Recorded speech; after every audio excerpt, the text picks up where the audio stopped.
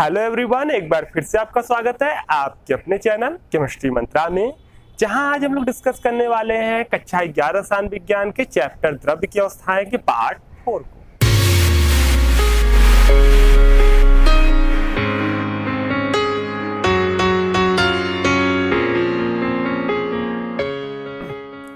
आज का हमारा मुख्य टॉपिक है गैस अणुओं की चाल या गतियां। आप इसके पहले वाले वीडियो में ही पढ़ चुके हैं कि जो गैस होते हैं वो छोटे छोटे अणुओं से मिलकर बने होते हैं। इसके साथ साथ आप ये भी जान चुके हैं कि गैसीय अवस्था में जो गैस के अणु होते हैं वो लगातार इधर उधर गति करते रहते हैं। तो बस आज हम लोग इस वीडियो में गैस अणुओं की उन्हीं गतियों का अध्ययन करने वाले हैं। वीडियो को आगे बढ़ाने से पहले एक और महत्वपूर्ण बात आप जान लीजिए कि केमिस्ट्री के अंतर्गत दोनों प्रकार की गतियां यानी चाल और वेग दोनों को एक ही समझा जाता है। अगर यही बात होती फिजिक्स में तो फिजिक्स में चाल अलग राशि है और वेग अलग राशि है, लेकिन केमिस्ट्री में इन दोनों चाल और वेग को समान समझा जाता है। यानी कहने का यही मतलब है कि अगर इस वीडियो में आपको कहीं मिल रहा है गति या कहीं मिल रहा है चाल या कहीं मिल रहा है वेग, आप तीनों को एक ही समझेंगे। तो आइए हम लोग आगे बढ़ते हैं और आते हैं अपने मेन टॉपिक पर। और सबसे पहले यही हम लोग देख लेते हैं कि आज इस वीडियो में हम लोग गैस अणुओं के किन किन चालों का अध्ययन करने वाले हैं। तो सबसे पहले हम लोग देखेंगे गैस अणुओं के औसत चाल को। औसत चाल का मतलब हो गया एवरेज स्पीड को। इसके बाद हम लोग देखने वाले हैं वर्ग माध्य मूल चाल को, यानी कि रूट मीन स्क्वायर स्पीड को। और लास्ट में हम लोग देखेंगे गैस अणुओं के अधिकतम संभाव्य चाल को, यानी कि हम लोग देखेंगे मैक्सिमम प्रोबेबल स्पीड को। अधिकतम संभाव्य चाल यानी कि मोस्ट प्रोबेबल स्पीड को। तो ये तीन प्रकार के आपके चाल हैं या गतियां हैं जिनको जो गैस अणुओं की गतियां हैं और इनको हम लोग यहाँ पर इस वीडियो में जानने वाले हैं। तो आइए एक एक करके स्टार्ट करते हैं और हम लोग सबसे पहले देखते हैं औसत गति को। यहाँ पर हम लोग सबसे पहले देखेंगे औसत चाल को। इसको औसत चाल हम लोग लिखेंगे। आप औसत वेग भी लिख सकते हैं, कोई फर्क नहीं है। इंग्लिश में कहते हैं एवरेज स्पीड। अब देखिए गैस अणुओं की औसत चाल क्या है, इसको हम लोग प्रदर्शित करते हैं।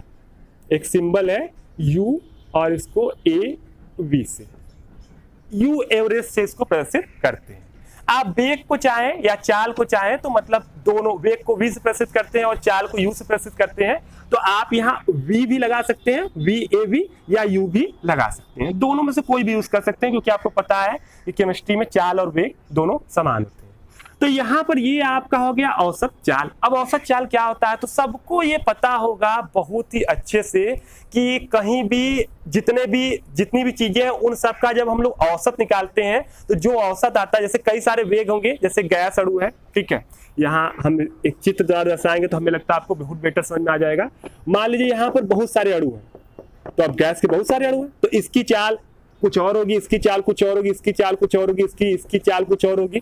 तो ये गैस के अनेक अणु हैं और सबकी चाल अलग अलग होगी। तो सभी चालों का जो हम लोग औसत निकाल देंगे, जो औसत निकाल देंगे उसी औसत को ही हम लोग कहते हैं औसत चाल। और आपको पता है कि औसत कैसे निकाला जाता है। औसत निकालने के लिए जो भी राशियां हैं सबको जोड़ के जितनी संख्या में थी उनसे उसमें दे दिया जाता है भाग। जैसे हम आपको पूछे, आपको बोल दे कि यहाँ पर 50, 60 और 80 का औसत क्या है, इन तीनों का औसत क्या है, तो आप औसत निकालना जानते होंगे कि औसत का मतलब कि इन तीनों को जोड़कर इन तीनों की जितनी संख्या उससे हम लोग इसमें डिवाइड कर दें। यानी 1, 2, 3 है तो इसमें 3 से डिवाइड कर दे तो इसको जोड़ देंगे। जोड़ने के बाद ये आपका जितना आएगा, ठीक है, 190/3 या डिवाइड करके जो आएगा वही उसका कहलाएगा औसत। तो सेम यही औसत यहाँ भी होता है कि जितने भी चाल है सब अणुओं की अलग अलग चाल होंगी और सब अणुओं की चालों को जोड़कर जितनी संख्या में अणु होंगे उससे डिवाइड कर देंगे तो समझ लीजिए कि वही आ जाएगा औसत चाल। तो यहाँ पर हम लोग दो कंडीशन मानते हैं औसत चाल निकालने के लिए। मान लीजिए फर्स्ट कंडीशन यहाँ पर हमने ले लिया कि यहाँ पर जो अणुओं की संख्या है, अणुओं की संख्या बराबर हमने मान लिया n, कि यहाँ n अणुओं की संख्या है। और हमने मान लिया कि यहाँ पर पहले अणु का जो आपका चाल है वो U1 है, दूसरे अणु का है U2 है, तीसरे अणु का जो है U3 है, चौथे अणु का U4 है। इसी तरह जो n वां अणु है इसका चाल क्या है, UN है। तो ऐसे समय अगर इसकी बात की जाए औसत चाल की, यानी कि यू एवरेज की, ठीक है, औसत चाल की, तो औसत चाल इसका क्या हो जाएगा, सभी वेग को हम लोग जोड़ देंगे, u1 plus u2 plus u3 plus ऐसे ऐसे un तक, ठीक है। ये पहले अणु की चाल है, दूसरे तीसरे ये nवें अणु के, n अणु है, ठीक है। सबकी चालों को हम लोग जोड़ के अगर हम लोग यहाँ n से भाग दे देते, यानी जितने अणुओं की संख्या है, तो ऐसे समय निकल के आ जाएगी औसत चाल। लेकिन यहाँ पर एक और कंडीशन है, सेकेंड कंडीशन इस टाइप से भी बन सकती है। देखिए क्या हो सकता है, ऐसे भी हो सकता है कि मान लीजिए एक पात्र है, ठीक है, और इस पात्र में मान लीजिए ढेर सारे अणु हैं। अब गैस का अणु तो गिना जा नहीं सकता, बहुत ज्यादा होंगे वो, ठीक है, अरबों खरबों में होंगे। तो अब ये जरूरी तो है नहीं कि अगर ये अरबों खरबों में होगी तो जितने भी हैं सबकी चाल अलग अलग होगी। ऐसा तो है नहीं कि यहाँ 1 करोड़ अणु है तो 1 करोड़ अणु में सबकी चाल अलग अलग हो सकता है कि इसमें 3-4 ऐसे हो जिनकी चाल समान हो, या हो सकता है 1 लाख ऐसे हो जिनकी चाल एक समान है, दूसरे 1 लाख ऐसे हैं जिनकी चाल अलग है, कुछ हजार में कहीं रखे हुए हैं उनकी उसमें है उनकी चाल अलग है। तो ऐसे ही मान सकते हैं कि मान लीजिए ये कई सारे अणु हैं, हजारों अणु हैं, ठीक है, उनकी चाल एक ही है, फिर इधर के 1000 अणु हैं उनकी चाल एक ही है, या इसी में 1000 अणु हैं उनकी चाल एक ही है। तो ये भी कंडीशन हो सकती है। यानी कहने का मतलब है कि ढेर सारे रखे हुए अणु, और मान लीजिए कि इसमें से n1 अणु है, ठीक है, अणुओं की संख्या n माने हैं, तो मान लीजिए n1 अणु है और इन सबकी चाल जो है वो हम लोग मान लेते हैं, चाल या वेग हम लोग मान लेते हैं कि v1 है। फिर हमने मान लिया कि यहाँ पर कुछ ऐसे भी आपका कण है जिनकी चाल समान है, और मान लेते हैं कि उनकी संख्या क्या है, n2 है, और उनकी चाल जो है वो आपका v2 है। इसी तरह हमने मान लिया कि इसमें बहुत सारे ऐसे कण हैं जिनकी चाल समान है, और उन कणों की संख्या मान लेते हैं हम कि n3 है, और उनकी चाल मान लीजिए कि v3 है। मतलब कहने का ये मतलब है कि यहाँ पर हमने जितने भी एक पात्र बड़ा सा उसमें जिन जिन कणों की चाल समान है उनको ले लिया है और उनकी संख्या ले लिया है। तो ऐसे आप ग्रुप मिल जाएंगे कि इतने कण की चाल इतना थी, इतने कण की चाल इतना थी, इतने कण की चाल इतना थी। तो इस तरह भी आपको मिल सकता है डाटा। तो ऐसे समय जब हम लोग औसत निकालेंगे तो भी बड़ा सिंपल है, ठीक है। ऐसे समय भी यही काम करना है, लेकिन थोड़ा सा अलग डिजाइन में। देखिए ऐसे समय आपका यू एवरेज निकल जाएगा, लेकिन ऐसे समय हमको ये देखना है कि कुल कितना चाल होगा। तो देखिए कुल जो है कि n1 कणों का वेग जो है या चाल जो है v1 है, n2 कणों का चाल जो है वो v2 है, n3 कणों का चाल जो है वो क्या है, v3 है। ऐसे ऐसे हम लोग आगे बढ़ा सकते हैं, ठीक है। और हम मान लिए कि n कणों की संख्या जो है वो v1 है, इतना मान लिए। और इसके बाद हम लोग क्या करें कि इस समय डिवाइड दे दें किससे। अब जाहिर सी बात है कि ये इनके द्वारा चाल, इनके द्वारा इनके, कुल चालों को हमने जोड़ दिया है। अब कुल चालों को जोड़ने के बाद अब जितने भी यहाँ पर अणु थे उनका डिवाइड कर देंगे, ठीक है। अणु का क्यों डिवाइड करें, क्योंकि आपको पता है औसत निकालने के लिए जितने रहते हैं सबको जोड़ के जितनी संख्या बढ़ेंगे उससे डिवाइड करेंगे। तो टोटल अणु है, सबकी चाल यहाँ पे लिख दिए हम लोग जोड़कर, अब उनसे डिवाइड करना है। टोटल यहाँ अणुओं की संख्या कितनी है, देखिए इतनी है, n1 plus n2 plus n3 plus ऐसे ऐसे जाएंगे, यहाँ n तक लिख सकते हैं जितना आपने माना है। तो ये भी सूत्र आपका आ गया, ठीक है। या आप चाहे तो इसको मिटा भी सकते हैं, बस इतना ही लिख सकते हैं। यानी कि औसत चाल का मतलब क्या हो गया कि औसत चाल का मतलब कि यहाँ पर किसी भी जगह गैस के जितने भी कण हैं उन सब गैस के कणों का जो अलग अलग चाल है उन सबको आप ऐड कर दीजिए, और इसके बाद उन कणों की संख्या से उसमें डिवाइड कर दीजिए। तो ऐसे समय जो निकल के आएगा वो सभी चालों का औसत होगा, और वही कहलाएगा गैस अणुओं का औसत चाल। तो इस प्रकार आपने देख लिया गैस अणुओं का औसत चाल।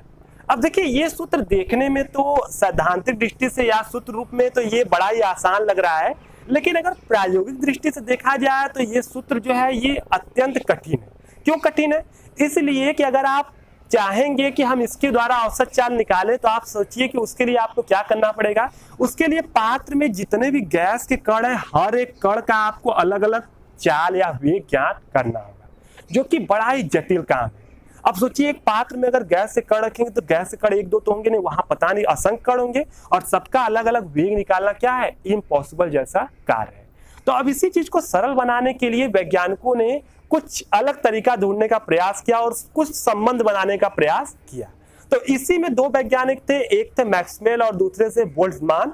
तो ये दोनों वैज्ञानिकों ने क्या किया कि इन दोनों वैज्ञानिकों ने अपने प्रयोगों द्वारा इस चीज को सिद्ध कर दिया कि रियल में जो गैस होते हैं, जो गैस के अणु होते हैं, उनके जो चाल होते हैं वो वहां के ताप और गैस अणु के मोलर द्रव्यमान या अणु भार के ऊपर निर्भर करते हैं। यानी कि इन दोनों वैज्ञानिकों ने क्या बताया, इन्होंने यही बताया कि कोई भी अगर कहीं पर गैस रखा है तो वहां पर जो अणुओं की चाल होती है, जो चाल है किसी भी प्रकार का चाल, उन्होंने बताया किसी भी प्रकार का जो वहां पर चाल होगा वो वहां के टेम्परेचर, वहां के तापमान और गैस अणुओं के अणुभार या मूलक द्रव्यमान पर ही निर्भर करता है। और इसी को आधार मानकर जो है कि इन सभी चालों को निकालने के लिए इन्हीं दोनों को आधार मान के कुछ सूत्र बनाए गए और उन सूत्रों की मदद से आप डायरेक्ट किसी प्रकार के चाल की गणना कर सकते हैं। जैसे औसत चाल की गणना करने के लिए डायरेक्ट सूत्र बनाया गया जो उनके ताप और उनके मूलक द्रव्यमान से संबंधित था, और वो सूत्र आप यहां देख लीजिए, और वो जो सूत्र है वो है √8RT/πm। यहां पे देखिए ये √8RT अपॉन आपका क्या है πm, और यहां पर आप इनके मान रख के डायरेक्ट जो गैस है उनकी औसत चाल को क्या कर सकते हैं। अब यहाँ देखिए कौन क्या क्या है, तो R आपको पता है गैस स्थिरांक है, सबको पता होगा। T क्या है, परम ताप है, केल्विन में टेम्परेचर है, सबको ये भी पता होगा। M क्या है, मूलक द्रव्यमान है, पाई तो आप पहले से जानते हैं, ये मूलक द्रव्यमान और क्या है अणुभार। यानी किसी गैस का मूलक द्रव्यमान आप जानते हैं फिक्स रहता है, R का मान भी फिक्स रहता है, यानी केवल आप वहां का टेम्परेचर ज्ञात करके भी उस गैस का जो औसत गति है वो बड़े आसानी से इस सूत्र की मदद से ज्ञात कर सकते हैं। तो ये आपने जान लिया। अब हम लोग चलते हैं और अगले प्रकार की गति को देखते हैं, और जो अगला गति है वो सबको मालूम होगा कि वो इसको फर्स्ट माने हैं, तो अब सेकेंड हम लोग लेते हैं, और वो गति जो होगा वो होगा वर्ग माध्य मूल चाल। इंग्लिश में इसको कहते हैं आपका रूट मीन स्क्वायर स्पीड, और इसी इंग्लिश नाम के आधार पर इसको सिंबल रूप में हम लोग प्रसिद्ध करते हैं URM, स्मॉल r रहेगा, URMS। ठीक है, इसी के नाम पर इसको इसके इंग्लिश नाम पर दिया गया है। U मतलब चाल हो गया, U मतलब, और R मतलब रूट हो गया, M मतलब मीन स्क्वायर हो गया, और S मतलब स्पीड हो गया। ठीक है, तो ये URMS इसको प्रदर्शित करते हैं। अब वर्ग माध्य मूल चाल क्या है, तो इसको हम लोग समझ लेते हैं। तो देखिए सिंपल होता क्या है, सिंपल यहाँ पर बहुत ही आसानी से आप जान जाएंगे। देखिए होता क्या है कि अगर हम लोग कोई पात्र ले लें और उसमें ढेर सारी गैसें रखी हैं, तो गैसों की जो गैस है, गैसों के चालों के वर्ग को अगर हम ले लें, जितने भी गैस है उनके जितने जो जो चाल है, उन चालों का हम लोग वर्ग ले लें, और उन वर्गों का औसत निकाल के जब हम उसका वर्गमूल निकालते हैं तो उसी को हम लोग कहते हैं वर्ग माध्य मूल चाल।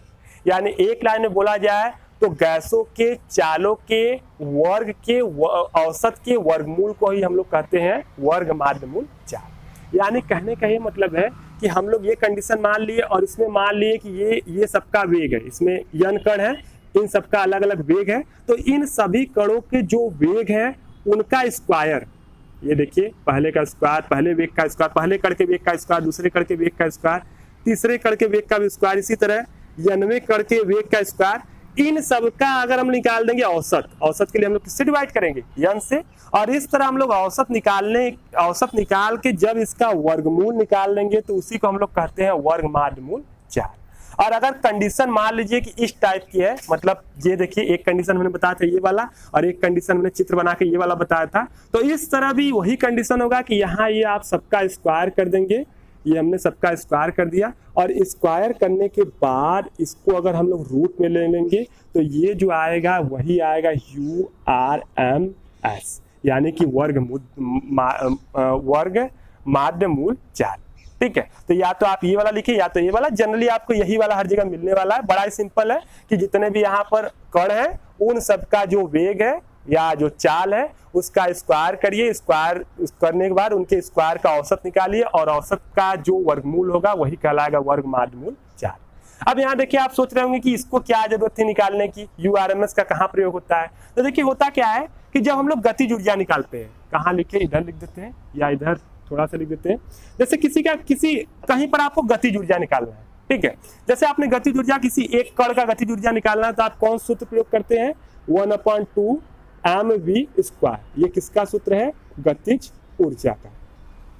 गतिज ऊर्जा में प्रयोग करते हैं 1.2 mv²। m क्या होता है द्रव्यमान, v क्या होता है वेग, और इसका स्क्वायर यूज करते हैं। तो अगर यहाँ पर एक गैस के कण का आपको गतिज ऊर्जा पूछा जाए तो आप तुरंत बोल देंगे 1/2 mv²। लेकिन पूछा जाए कि सभी कणों का गतिज ऊर्जा निकालिए, तो सभी कणों की गतिज ऊर्जा के लिए हम लोग क्या करते हैं 1/2 m द्रव्यमान तो हमको मालूम चल जाता है, जितने भी कण है उनका द्रव्यमान तो हम लोग ज्ञात कर लेंगे, m भार द्रव्यमान ज्ञात कर लेंगे। लेकिन यहाँ पर ये जो आपका वेग है सभी कणों के वेग का स्क्वायर एक साथ तो हम लोग ज्ञात नहीं कर सकते क्योंकि सबका अलग अलग होगा। तो ऐसे समय में यहाँ पर v² की जगह हम लोग urms का प्रयोग करते हैं, और ये जो आपका होता है ये सभी कणों के जो स्क्वायर होते हैं उनको ये इंगित करता है, उनको बताता है। यानी v² एक कण के लिए है लेकिन vrms का प्रयोग करेंगे urms का, तो ये सभी कणों के जो सभी कण होंगे उनके लिए यहाँ पर प्रयोग होगा, और उस तरह आप गतिज ऊर्जा बड़े आसानी से निकाल सकते हैं। तो इसीलिए हम लोग इसका बहुत प्रयोग करते हैं और ये इसीलिए ज्यादा है इंपॉर्टेंट। अब इसको अगर इस तरह हम लोग देखें, ठीक है, आपको पता है कि इस तरह कितना कठिन है, अगर इसको इस तरह बदल दिया जाए इस सूत्र के रूप में तो बड़ा आसान हो जाएगा। तो उस सूत्र के रूप में देखिए बड़ा बदलना बड़ा आसान हो जाता है, उसमें हम जो बदलेंगे तो ये हो जाता है √3RT अपॉन क्या हो जाता है, ये हो जाता है m, ठीक है। तो 3RT अपॉन m जो आपको ये मिल गया यही होता है वर्ग माध्य मूल 4। इसके द्वारा आप निकाल सकते हैं R क्या है गैस स्थिरांक, T है केल्विन में ताप, और m क्या है मोलर द्रव्यमान या है अणु भार। तो ये आपने देख लिया। अब एक और बचा है तो उसको भी हम बता देते हैं। तो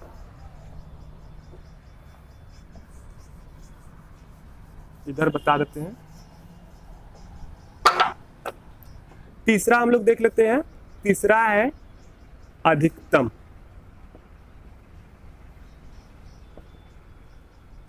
संभाव्य चाल, जिसको इंग्लिश में हम लोग कहेंगे मैक्सिमम प्रोबेबल स्पीड। अब देखिए ये क्या होता है मैक्सिमम प्रोबेबल स्पीड, ठीक है। इसको हम लोग प्रस्तुत करते हैं आपका UMP से, यानी कि आपका ये चाल हो गया मैक्सिमम प्रोबेबल। अब देखिए आपने प्रोबेबिलिटी को जाना होगा, प्रोबेबिलिटी क्या होता है प्रायिकता, जैसे हम लोग संभावना भी कहते हैं। तो ये कुछ उसी से संबंधित है। जैसे यहाँ पर देखिए कि एक एग्जाम्पल सिंपल सा लेते हैं। मान लीजिए कि हमने एक पात्र लिया और पात्र में मान लीजिए कि गैस के कुछ कण है, और हमने मान लिया कि मान लीजिए इसमें 50 कण है, 50 गैस के अणु हमने यहाँ पर रखे हुए हैं, और हमको मालूम चल गया कि यहाँ पर जो है कि 10 ऐसे कण हैं जिनका वेग जो है वो 100 मीटर पर सेकेंड है, 20 ऐसे हैं जिनका वेग जो है वो 200 मीटर पर सेकेंड है, और इसके बाद हमने ये 20 का इतना है, और हमने मान लिया कि यहाँ पर 5 ऐसे हैं जिसका वेग जो है वो 300 मीटर पर सेकेंड है, और 15 ऐसे हैं जिनका वेग जो है वो 400 मीटर पर सेकेंड है, ठीक है। तो ये कण हो गए, टोटल कितने हो गए 50 हो गए। तो 50 कण है, 20 का स्पीड इतना है, 10 कणों का स्पीड बराबर है और इतना है, 5 कणों जो है उन सबकी स्पीड इतनी है, और 15 ऐसे कण है जिन सबकी स्पीड जो है 400 मीटर पर सेकेंड है। अब ऐसे समय में आप सोचिए कि अगर यहाँ से आप किसी कण की स्पीड को जानना चाहें, यानी आप चाहें कि हम एक कण की स्पीड जाने या एक कण को देखें कि इसकी स्पीड क्या है, तो सबसे अधिक किस स्पीड के मिलने की संभावना वहां पर है। अगर आप ध्यान से देखेंगे तो आप पाएंगे कि आपकी प्रोबेबिलिटी जो होगी, संभावना होगी कि सबसे अधिक आपको ये वाली स्पीड मिले, ठीक है। मतलब आप 10 कणों को देख रहे हैं तो उसमें हो सकता है कि सबसे अधिक जो आपको कण दिखे जिनकी स्पीड हो 200 मीटर पर सेकेंड। क्यों? क्योंकि आप देख रहे हैं इनकी संख्या क्या है, सबसे अधिक है। अगर इनकी संख्या सबसे अधिक है तो इन कणों की यहाँ मिलने की संभावना भी क्या है, अधिक है, और ये वाला वेग भी इसमें मिलने की संभावना क्या है, कणों के पास सबसे क्या है, अधिक है। इसीलिए इस स्पीड को ही हम लोग कहेंगे अधिकतम संभाव्य चाल, यानी कि मैक्सिमम प्रोबेबल स्पीड। हमें लगता है आप ये समझ गए होंगे कि सिंपल क्या होता है। यानी कि कहीं भी गैस है तो उस गैस के अंदर सबसे अधिक, मतलब सबसे अधिक कण जो होते हैं उनकी चाल जो होती है उसी को हम लोग कहते हैं अधिकतम संभाव्य चाल। इसके अंदर सबसे अधिक अणुओं की संख्या जो होगी, सबसे अधिक अणुओं का वह भाग, अणुओं का सबसे अधिक वह भाग जिसकी चाल जो है वहां पर सबसे अधिक मिलती है, वही आपका कहलाएगा अधिकतम संभाव्य चाल, ठीक है। ये वाली चाल नहीं कहलाएगी, ये सबसे अधिक चाल नहीं है, सबसे अधिक अणुओं की चाल जो हो, ठीक है, उसी को कहते हैं मैक्सिमम प्रोबेबल स्पीड। तो ये भी आप समझ गए होंगे। अब ये इस तरह तो हम लोग निकालते नहीं, ये तो आपको समझाने के लिए था मेन। अगर हम लोग इसका सूत्र देखें तो वही आपके लिए ज्यादा इंपॉर्टेंट है। सूत्र ही देख लीजिए सबसे पहले। तो इसका जो सूत्र होगा UMP का, वो आपका होता है अंडर रूट, और अंडर रूट यहाँ पर होता है 2 और यहाँ पर RT अपॉन होता है M। ठीक है, तो ये आपका 2RT अपॉन M जो होता है, ये होता है आपका मैक्सिमम प्रोबेबल स्पीड का फार्मूला, और इसके मदद से आप उसको बड़े आसानी से निकाल सकते हैं। तो इस तरह आपने देख लिया एवरेज का फार्मूला, और इधर आपने देख लिया वर्ग माद मूल का फार्मूला, और यहाँ पर आपने देख लिया अधिकतम सभ्याप चाल का भी फार्मूला। तो इन फार्मूलों के मदद से आप बड़े आसानी से ही इन सभी प्रकार के वेगों का वेग को बड़े आसानी से, या इनके जो भी चाल आपने देखा, इनको आप बड़े आसानी से निकाल सकते हैं। तो आगे हम लोग चलते हैं और कुछ विशेष और महत्वपूर्ण चीज जानते हैं, जैसे कि इनमें संबंध जान लेते हैं, क्योंकि इनमें जो संबंध होता है आपका बहुत अधिक आपके एग्जाम में पूछा जाता है और कॉम्पिटिटिव लेवल में भी वो पूछा जाता है। तो आइए उन संबंधों को हम लोग ज्ञात कर लेते हैं और इनको यहाँ से मिटा देते हैं उसको जानने के लिए। तो आइए हम लोग देख लेते हैं औसत चाल, वर्ग माध्य मूल चाल तथा अधिकतम सभ्याप चाल में संबंध। ये देखिए बड़ा इंपॉर्टेंट है संबंध को जानना, तो इनको जान लीजिए। आपको पता है कि इनको हम लोग प्रसिद्ध करते थे U एवरेज से, इसको हम लोग प्रसिद्ध करते थे URMS से, और इसको हम लोग प्रसिद्ध करते थे UMP से, मोस्ट प्रोबेबल। तो ये 3 प्रकार की स्पीड थी और इनके बीच के संबंध हमको ज्ञात करना है। तो आपको पता है कि U एवरेज जो था वो बराबर था अंडर रूट जो था वो 8RT अपॉन पाई M के बराबर था, और इसके बाद आपको पता है कि URMS जो था वो था अंडर रूट आपका ये था 3RT अपॉन M के बराबर था, और ये जो UMP था ये तो सबको पता होगा कि ये आपका 2RT अपॉन M के क्या होगा, बराबर होगा। तो ये आपने देखा कि ये इनके सूत्र थे। अगर आप इनको ध्यान से देखें तो आपको पता होगा कि RT upon M, RT upon M, RT upon सब क्या है, कॉमन है, सब तीनों में क्या है, कॉमन है। तो इस तरह अगर आप ध्यान से देखा जाए तो आप पाएंगे कि U एवरेज, ठीक है, और रेशियो अगर हम निकालें URMS, और रेशियो अगर हम निकालें U किसको, यहाँ पर MP को, ये तीनों निकालना चाहते, सब में वो कॉमन है। तो कॉमन है तो कॉमन वाला अगर कट जाएगा तो ये बचेगा under root R upon pi, और यहाँ पर रेशियो बचेगा अंडर रूट आपका केवल 3, और यहाँ पर रेशियो बचेगा अंडर रूट 2। ठीक है, क्योंकि RT अपॉन M सब में से गायब कर देते हैं, रेशियो में आप जानते हैं सब जो बराबर होता है कैंसिल हो जाता है। तो ये इनके बीच का एक रेशियो, रफ रेशियो है। लेकिन अगर इसको हम लोग कैलकुलेट करें तो आपको बता दें कि जब इसको हम लोग कैलकुलेट करते हैं तो देखिए आता कितना है। अगर हम इसको पहले हम सबसे पहले यही देख लेते हैं ना कि इसमें कौन सबसे बड़ा है कौन छोटा है, ताकि इसको हम एक क्रम से लगा सकें। तो आप अगर इन सबको तो दिख रहा है, अगर इसको आप ध्यान से देखेंगे तो अगर हम यहाँ पर इसका मान पाई का 22/7 रख देंगे तो आप पाएंगे, इधर कैलकुलेट कर देते हैं ज़्यादा आसान रहेगा, कि 8 अपॉन 22/7 यहाँ पर होगा, 7 ऊपर जाएगा तो ये हो जाएगा 7, तो यहाँ पर 56 हो जाएगा अपॉन 22 हो जाएगा, और यहाँ से ये इसको और कैलकुलेट करेंगे तो ये 28 अपॉन हो जाएगा 11, इसको और अधिक कैलकुलेट कर देंगे तो 11 दूनी हो जाएगा 22। ठीक है, 22 यहाँ हो गया, मतलब बच गया 6, यानी कि 5। तो यानी कि ये आपका अंडर रूट 2.55 हो गया, रेशियो अंडर रूट 3 हो गया, और अंडर रूट 2 हो गया। यहाँ से सबसे पहले हम लोग देख लेते हैं, इसको एक क्रम से व्यवस्थित करते हैं। तो यहाँ पर देखिए एक मोस्ट आपको संबंध क्या मिल गया कि सबसे छोटा UMP होता है, यानी कि UMP जो होता है ये सबसे स्मॉल होता है, क्योंकि इसका अंडर रूट क्या है 2 का मान। इससे देखिए बड़ा ये है क्योंकि इससे ज्यादा इसका मान है, यानी इससे बड़ा जो होता है U एवरेज होता है, और सबसे बड़ा जो होता है ये अंडर रूट 3 का मान सबसे बड़ा है इन तीनों में। तो सबसे बड़ा जो होता है ये होता है URMS। तो यहाँ पर देखिए एक ये भी संबंध आ गया जो आपके एग्जाम में बहुत अधिक बार पूछा जाता है, ये वाला कि बड़े से छोटे क्रम में या छोटे से बड़े क्रम में। तो यहाँ पर देखिए ये सबसे छोटा है, एवरेज बीच में रहता है, याद रखना है, और RMS जो होता है वो सबसे बड़ा होता है। ठीक है, क्योंकि इसमें सबसे छोटा ये वाला मान है, दूसरे नंबर पर ये है, और तीसरे नंबर पर आपका देखिए 3 जो है बड़ा है। ठीक है, 2 छोटा, इससे बड़ा 2.55, इससे बड़ा 3, तो उसी अनुसार इनका मान भी फिक्स हो गया। अब बात करते हैं कि इनका एक्यूरेट, अगर हमसे पूछ दिया जाए कि MP ratio, u average ratio, u R M S, ये बराबर कितना होगा। तो ये आप इसको चाहे तो कैलकुलेट कर सकते हैं, ठीक है, या डायरेक्ट आप इसको याद कर सकते हैं कि ये 1 रेशियो 1.128 रेशियो होता है 1.224, ये इसके बीच का होता है अनुपात। तो ये आपने यहाँ पर संबंध भी देख लिया, ठीक है, ये कौन ग्रेटर है कौन लेस है जान लिया, क्यों होता है ये भी आपने जान लिया। तो ये सारी चीजें आपने संबंध में यहाँ पर देख लिया। अब देखिए बात करते हैं, लास्ट आता है इन पर आधारित जो आंकिक प्रश्न होते हैं, न्यूमेरिकल्स बहुत महत्वपूर्ण होते हैं, तो उनका कैसे हल किया जाए। तो देखिए उनको भी हल करना बड़ा ही आसान है, बस एक चीज आपको यहाँ बहुत जरूरी याद रखना है कि यहाँ पर आप जो मान देखिए तीन ही मान है, क्या है आपका, आर है, टी है और यम है, ठीक है, यही है, ठीक है। आर एक नियतांक है, उसका मान फिक्स है, लेकिन ऐसे समय में आपको याद रखना है कि यहाँ पर आपको आर का मान जो है ये वाला प्रयोग करना है 8.314 वाला, ठीक है।